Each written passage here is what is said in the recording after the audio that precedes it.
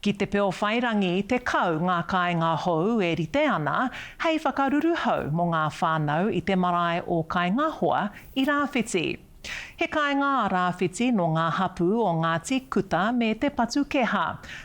Ka nui te whaitikanga o tēnei kaupapa kia rātou. I nā hoki, mā konei rena e ngā taura here o Ngāuri ki o rātou whenua tūpuna me tō rātou anō marae. E mea nei ko te pūrongo a Harata Brown. Whiti mai te rā ki runga o Rāwhiti, he kāinga hau ki kāinga hoa marae nei. You know, it's a realisation come to fruition now. It's awesome to see whānau moving home, it's especially our queer and ones that are coming, you know, from Australia. He tūnei ngā kāinga, nā o rātou ringa I hanga, nā reira he kaupapa nui tēnei, ko haere mai mātou katoa, ngā kai tautoko I ngā whānau o konei, e aha mō ngā mokopuna me ngā uri kei te heke tonu mai. Te kau ngā whare kua whakatūngia hei āhuru I te herenga tāngata, herenga whānau. And there's a real big disconnect of our people between their land and home.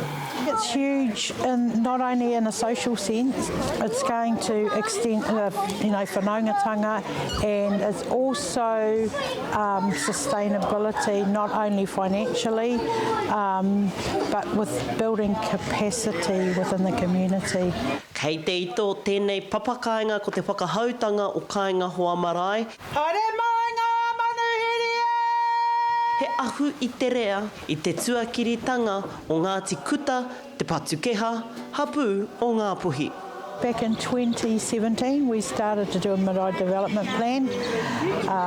Stage 3 was housing, and then COVID came, and we realised very quickly that a lot of our whānau were houseless, and so stage 3 became stage 1. And acknowledging the funding support of Foundation North and the mahi of Te Pauahi. He kaupapa I hāpai ake te pauahi o te tai tokerau. Ko tana whāinga, kia hanga ko tahirau whare puta I te rohe, matua rā te hanga whare ki runga whenua Māori. Nā reira, ko te pauahi tēnei e tautoko ana I tēnei whānau, arā ki ngā whānau e hihi ana ki te hanga I o rātou kāinga maha. Hei whakakainga I ngā uri Māori ki runga, I o rātou anō whenua. Harata Brown, Te Kariri.